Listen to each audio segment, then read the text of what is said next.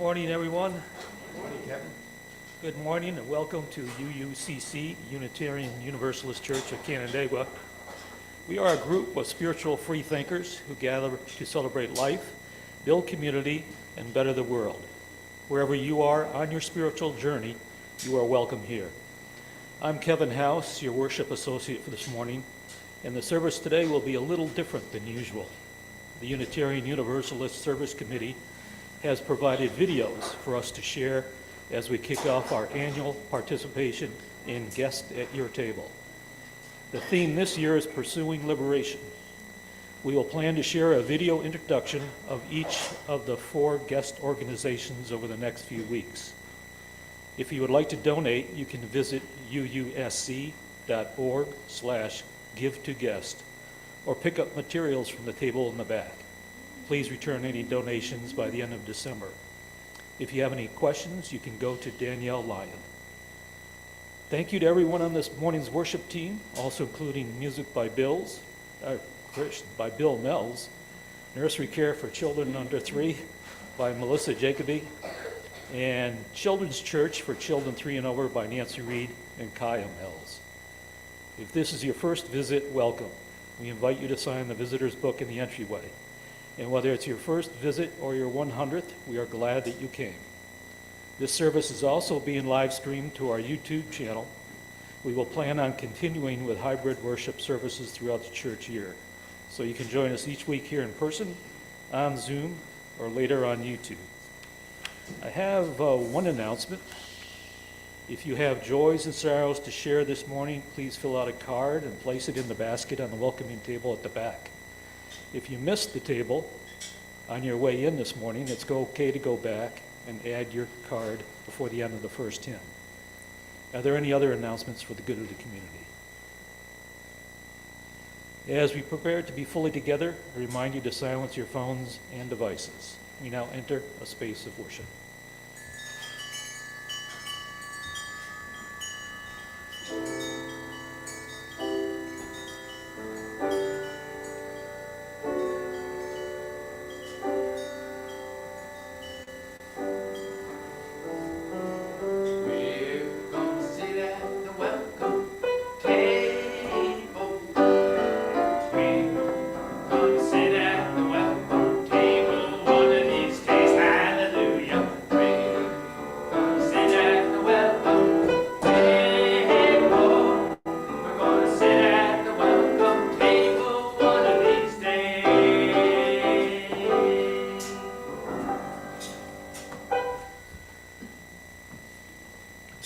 I invite you to join with me in our chalice lighting words as the flame is lit.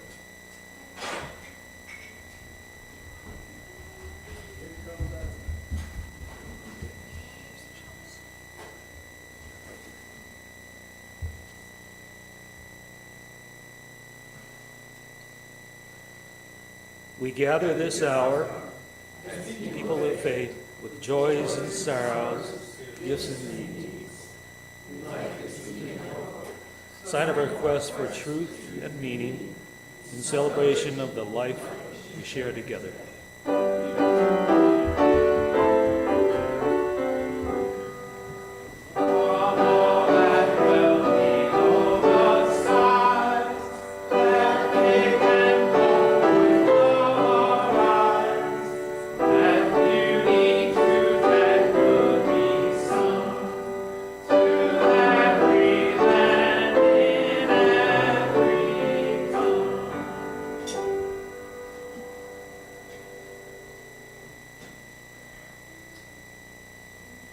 Did you know that Unitarian Universalists have been coming together for decades to support human rights through the Unitarian Universalist Service Committee's Guest at Your Table program? During this special program, Did you know that Unitarian Universalists have been coming together for decades to support human rights through the Unitarian Universalist Service Committee's Guest at Your Table program? During this special program, UUs of all ages learn more about important issues and the groups, or partner organizations, UUSC works together with to advance human rights. Working with community-based groups like UUSC Partners is a great way to get help directly to folks after disasters like a hurricane, and helps make sure the needs that are most important to communities are being met. UUSC works with more than 50 partner organizations around the globe, together responding to humanitarian crises, gender-based violence, persecution of activists, climate change, and more. Guest at Your Table is a chance to get to know our partners and these issues better through learning the stories of 4 people connected to UUSC partners as if we were sharing a meal together. They are the guests in Guest at Your Table. After getting to know the guests, UU spread the word about human rights and raised much-needed funds for UUSC partners. From supporting youth leadership trainings to amplifying their voices to world leaders, to buying needed supplies after a natural disaster, our partners request our help with all sorts of projects that make a difference in their communities. Through Guest at Your Table, Unitarian Universalists form a mighty web that helps support UUSC partners in their important work. Thank you for helping keep this important tradition going strong and joining us in the Guest at Your Table program.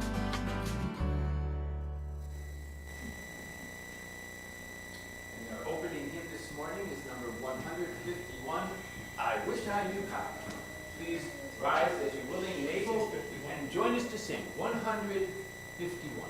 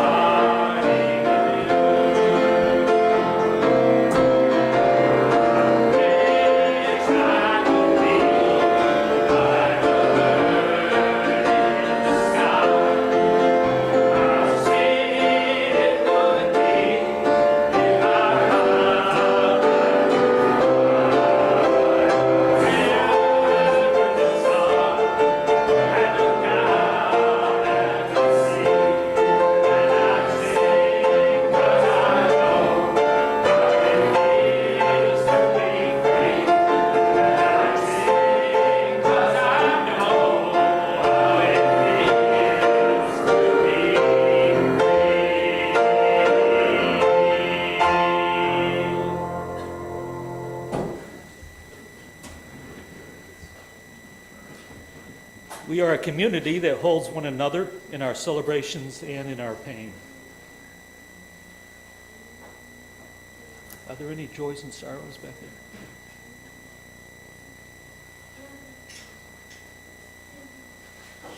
Please bring the joys and sorrows forward now. Know that whatever your heart is holding today, whether shared or not, we are with you.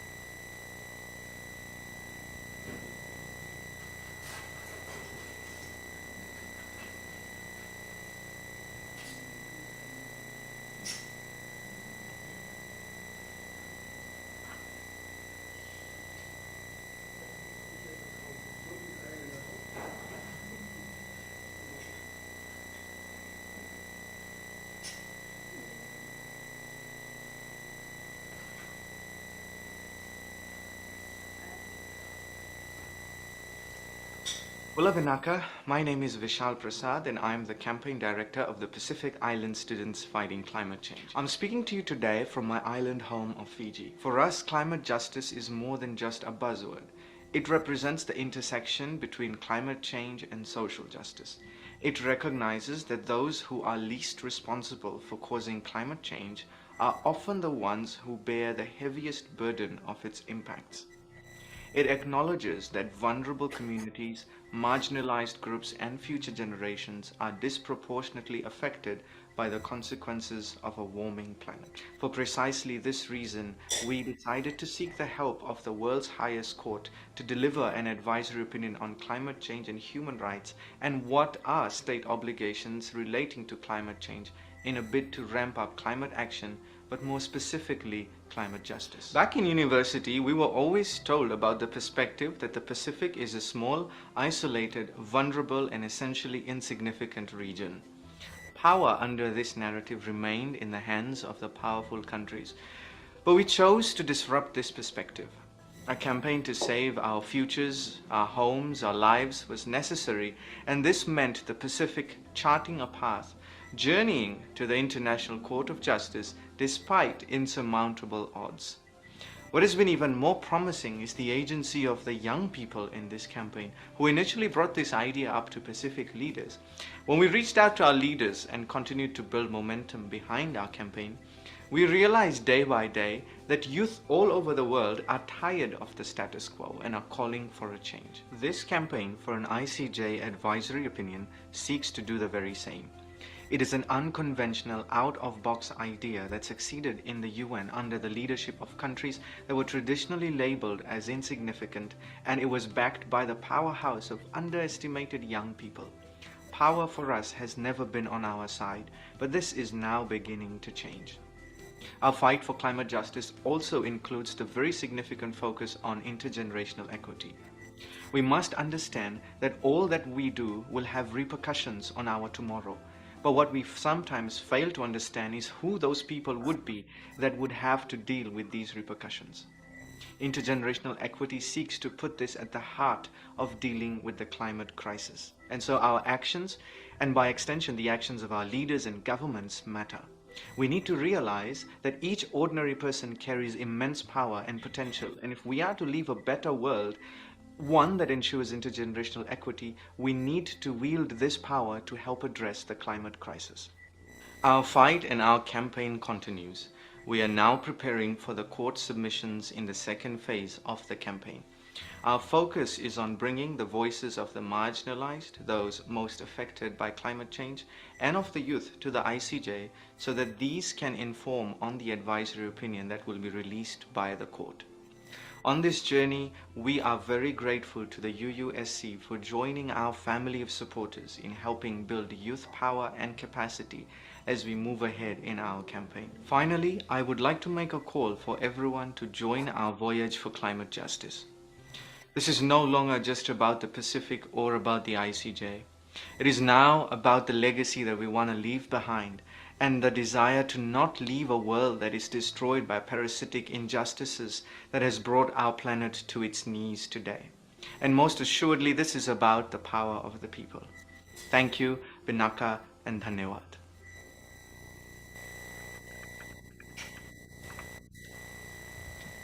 Now is the time in our service to join together in the spiritual practice of generosity.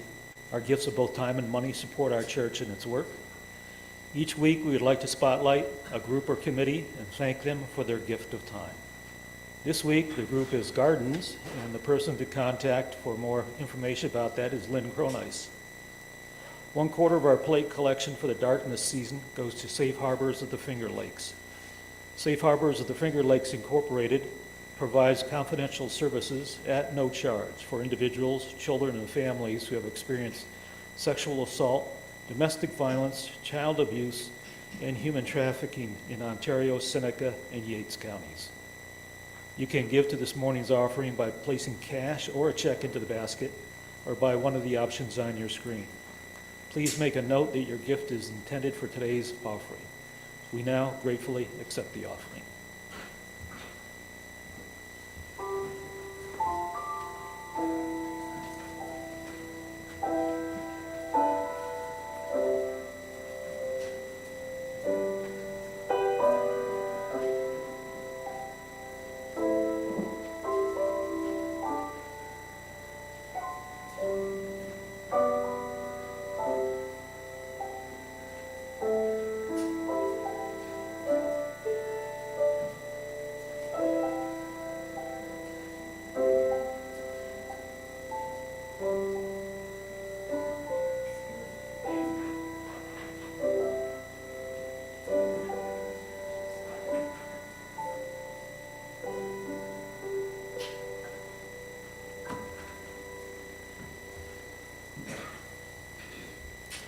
And it's time to share the joys and sorrows.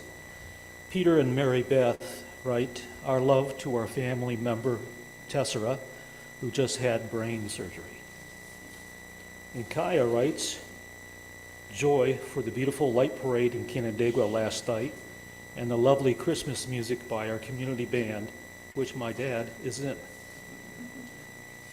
I will now drop a stone for these and all the joys and sorrows left in the silence of our hearts. Whatever is in your heart today, we are with you."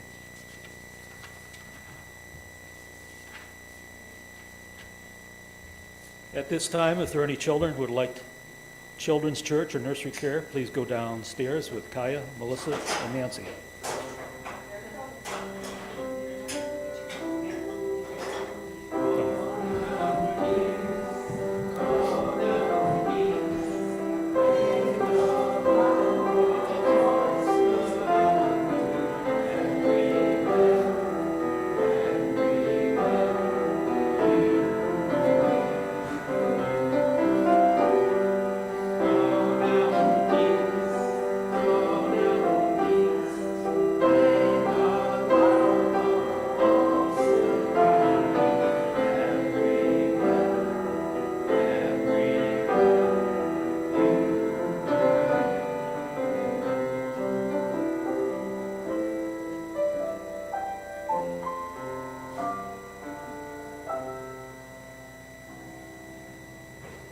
Please take a deep breath and settle into your seat for a brief meditation, followed by shared silence. The meditation today is Out of the Flames by Reverend Sarah Eileen Lawal. Out of the flames of fear, we rise with the courage of our deepest convictions to stand for justice, inclusion, and peace. Out of the flames of scrutiny, we rise to proclaim our faith. We hope to heal a fractured and hurting world. Out of the flames of doubt, we rise to embrace the mystery, wonder, and awe of all there is and all that is yet to be. Out of the flames of hate, we rise with the force of love, an open-hearted love that celebrates our shared humanity. Out of the flames, we rise.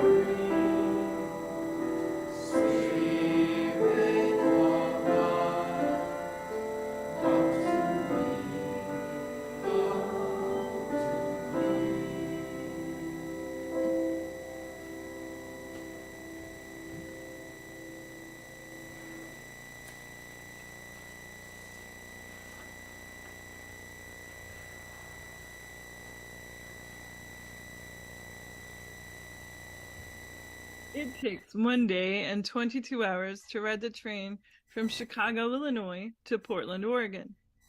Several years ago, I completed that journey, arriving in downtown Portland on a Sunday morning. Naturally, I wanted to go to church, so I looked on the internet for a congregation that would be meeting soon after my arrival. As I made my way there on the light rail, I wondered if I would be welcome, since all the luggage from my trip could communicate to a casual observer that I was not just traveling, but perhaps houseless. I worried that people would be judgmental. Instead, something happened that changed my life. Today, I will invite you to connect with guest at your table partners and choose to act. But you must be clear on what is at stake and choose liberation. In the 2023 Berry Street essay, Reverend Cecilia Kingman describes the 10 tactics of fascism from the work of Jason Stanley, including the targeting of the poor as part of the most vulnerable and as part of creating an enemy, which an authoritarian leader can then target and punish. Can we together create conditions in which we can address poverty and seek freedom in our communities? That Sunday, I drove my mobility scooter up the block toward the entrance of the church. I could see the entrance from the sidewalk. A senior gentleman wearing a green sweater was handing out orders of service and greeting folks as they came in. Then he saw me. The greeter ran toward me to smile and say that I was welcome in worship, that he knew just where I could park my scooter, that there would be a safe place for my suitcases. This, friends, is what it means to have a guest at your table, to open your heart, to marshal your resources, to say yes, yes, yes. Be free to love and share, and together create new possibilities. In the Hebrew scripture, the importance of hosting guests, of embodiments of hospitality, is emphasized over and over. One story of hospitality begins with Abraham, the patriarch of the Jewish people, sitting at the door of his tent, probably trying to catch a cross breeze in the hottest part of the day. And God appeared to him. Unitarian Universalists have many ways to describe their relationships with the divine, with what is larger than themselves, with the building of the beloved community, relationship by relationship, and right action by right action. And we are held together, each and all, by this divine presence, both in large and small ways. Large, like the beautifully luminescent webs that stretch across the cosmos, illustrated to us by the James Webb Space Telescope. Small, like the webs of protein called fibrin found in our blood that sew our blood vessels together when they are damaged. It is from this abundance connected to our place in the universe that we can choose to practice hospitality and generosity. When I speak of God today, you have both the spiritual and intellectual freedom to translate that language into the words that bring you to matters and moments of ultimate importance.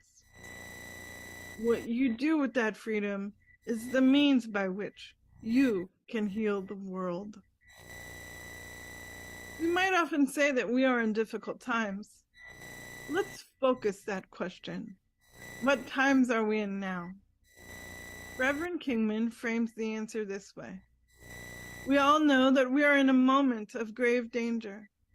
If anyone is left wondering how bad it is, it's very, very bad. It's alarmingly easy, however, for us to grow acclimated and numb unless we pay rigorous attention to the strategies and timelines used by fascists. We are also seeing a rise in fascist thinking within our own faith community. Not necessarily the political ideologies we associate with fascism, but the style of thinking. What will be our response? It matters for us to use the power of imagination to imagine action that can lead to different and better futures. Jennifer Powell, a librarian, writes that she would like to unteach children that fiction is fake. Her definitions are that nonfiction is learning through information, and fiction is learning through feelings. Thus, the story of Abraham receiving guests at his table doesn't have to be nonfiction to teach us deeply. Abraham was sitting in his tent, and God appeared, in this case as three men. Tradition says that the commandment of hospitality was so important to Abraham that he lifted all the sides of his tent so that he could see potential guests approaching from any direction. In order to fulfill what it means to practice hospitality and reach beyond ourselves, we must be ready to seize the opportunity. Guest at your table is a decades-long tradition by which people of all ages and varied interests connect, learn, and act on important human rights aspects. For some of you, the opportunity to respond to the challenge of climate change by supporting, along with other partners, the work of Pacific Island students fighting climate change will call you to action and the practice of abundance. Much as you will see the story of Abraham, who jumped into action. God may appear to you as the opportunity to be transformed. Abraham looked up and saw three men standing. He ran from his tent to greet them and bowed before them. He said, "Stop for a while with your servant. I'll get some water so you can wash your feet. Rest under this tree. I'll get some food to refresh you on your way, since your travels have brought you across my path." The Unitarian Universalist Service Committee partners with el Fundación para la Justicia y el Estado Democrático de Derecho, FJEDD, the Foundation for Justice and the Democratic Rule of Law, in Mexico City, for the express purpose of supporting human rights and democracy, which includes accompanying folks, individuals, communities, families who have been impacted by human rights violations. As people who value the power of personal choice, you can encounter that struggle and determine you will affect it. By your support, you can interrupt it. You can make more freedom for others. Most Unitarian Universalists will not have the opportunity to be hospitable to those folks directly. Not as Abraham was to the visitors, to cook them a meal or offer them rest. You will most likely not march for their rights, but you can offer lifelines of financial support to this work through your giving. The ability of the southernmost neighbor of the United States to maintain the rule of law affects people in the United States directly. The Guest at Your Table program is one way you can make an actual difference. And in creating change, yourself be changed for the better, toward your favorite self. When Abraham offered the three men hospitality, they said, "Certainly, go ahead." God may appear in the opportunity to take action that calls on your skills, gifts, and resources. What in your life is saying yes to you? Who is waiting for you to join their work or waiting to join with yours. Not only are these connections important for building community, they also show how, while we share in the work of human rights together, we can learn new ways in which to rise up and resist fascism. In Italy, one story of resisting fascism came from women who rejected Mussolini's propaganda against pasta.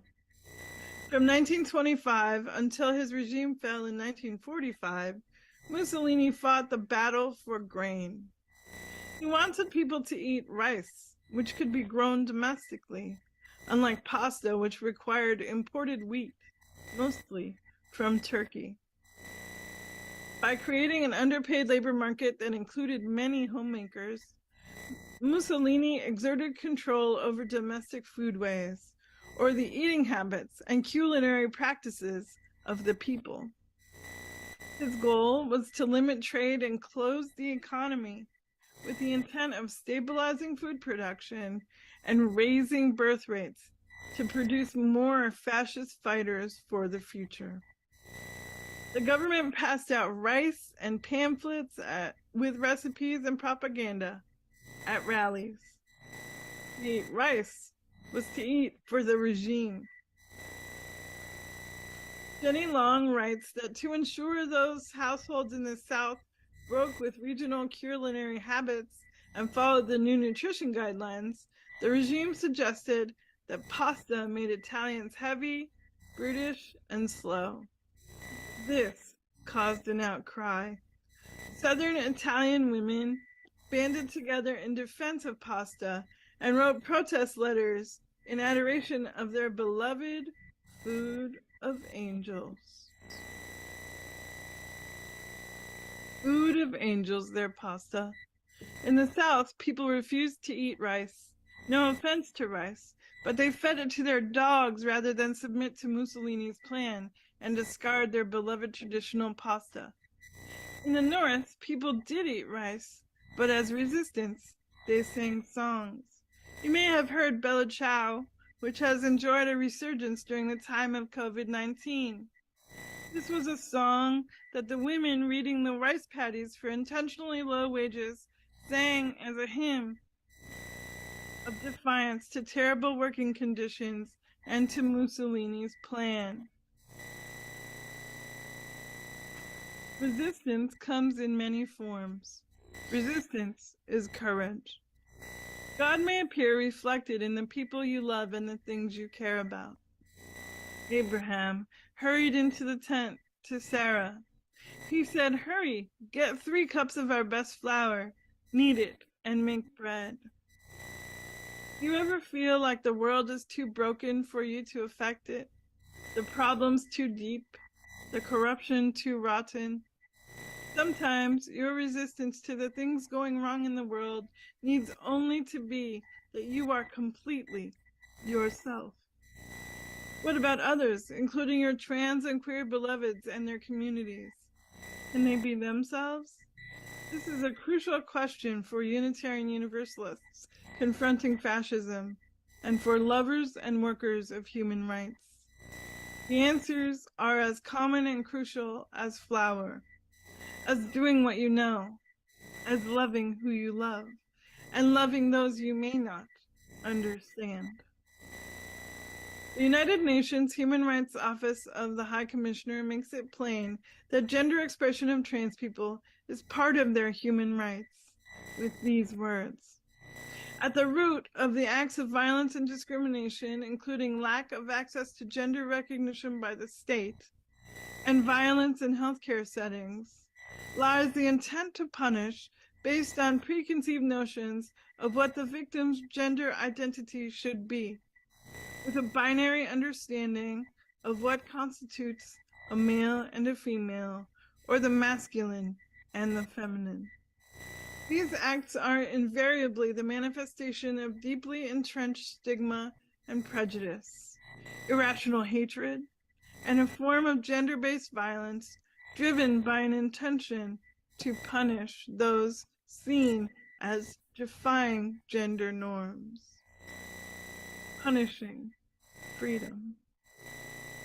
Your Unitarian Universalist Service Committee has partnered with Queer Svit because since Russia's full-scale invasion of Ukraine in February 2022, more than 62,000 people have died, nearly 60,000 have been injured, and roughly 14 million have been displaced.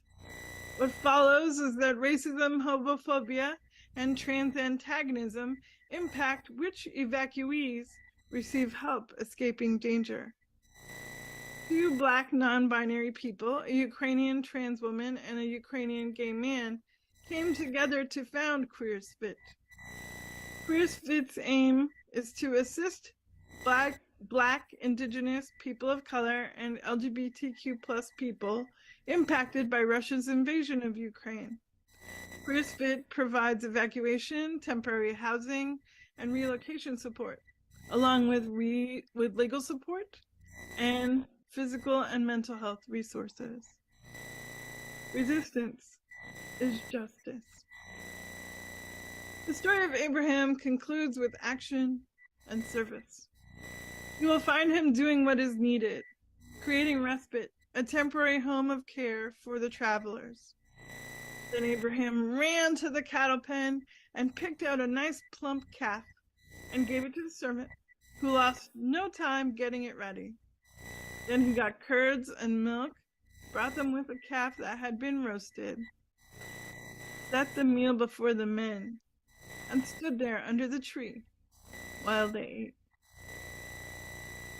The National TPS Alliance does much the same. TPS here stands for Temporary Protected Status, which is an immigration status granted to some people who come from countries where they are unable to return safely due to conditions like armed conflict or environmental disaster or epidemic. The benefits of TPS include protection from being deported or removed from the United States, legal authorization to work, and authorization to travel.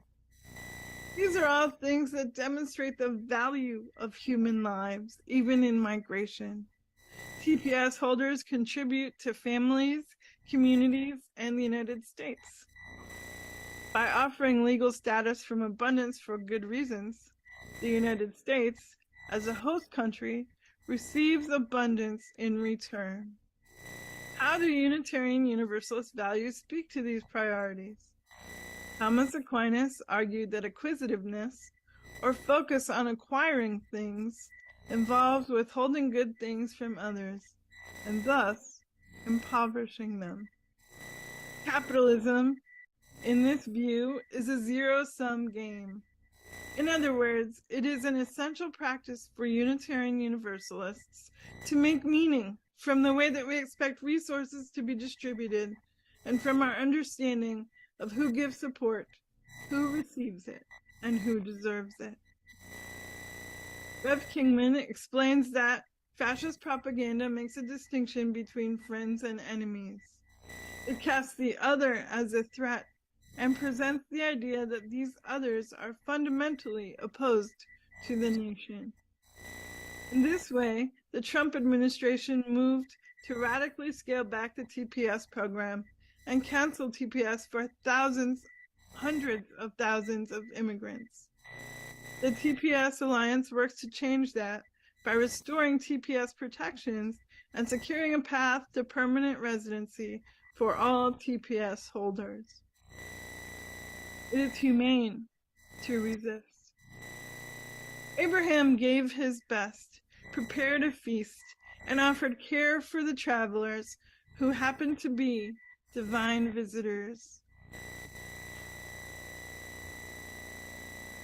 Remember that this encounter between God and Abraham ends with one more aspect to consider: joy. That is, you may encounter God in the beauty and delight of being of service and embodying your dearest values, a beautiful feast at a bountiful table.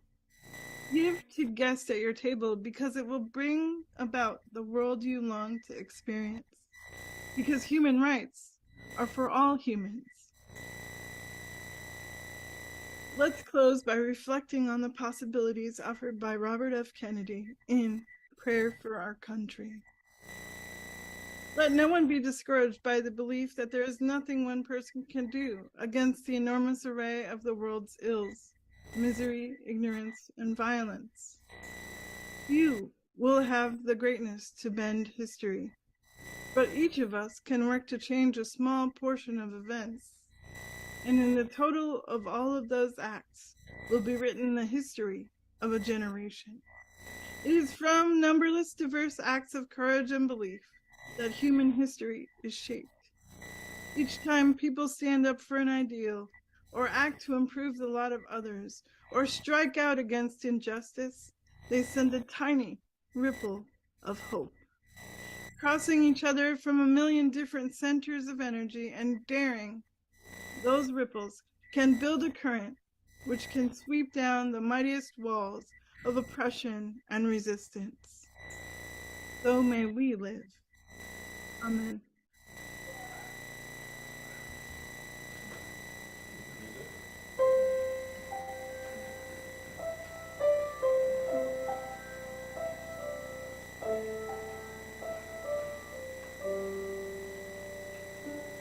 I hear a bird chirping up in the sky. I'd like to be free like that, spread my wings so high. I see the river flowing, water running by. I'd like to be that river, see what I might find. I feel the wind a-blowing, slowly changing time. I'd like to be that wind, I'd swirl and shake the sky. I smell the flowers blooming, opening for spring. I'd like to be those flowers, open to everything.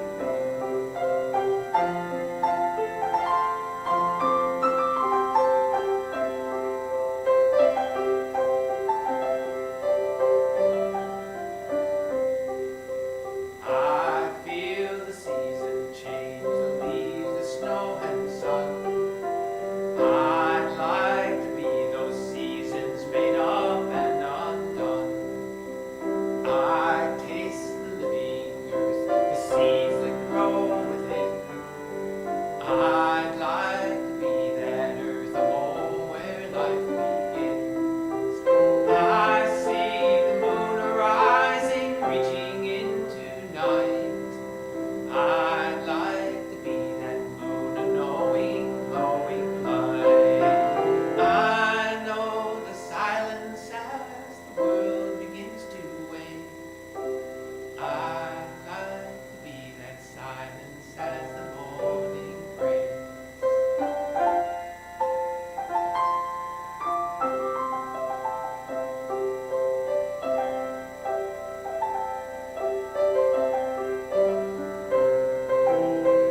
I know the flowers wait to open in the spring. I'll be like all those flowers, open to everything.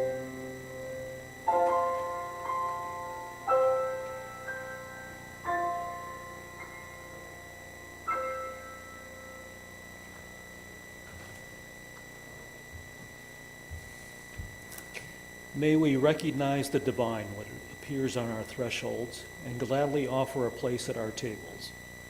May we look to join with all justice seekers, offering welcome, hospitality, and solidarity. Liberation is not the freedom of a few, but the joyful realization of possibility for all. Blessed be, and amen. Please rise in body or spirit and join in our closing hymn, number 318, in the gray hymnal, We Would Be One.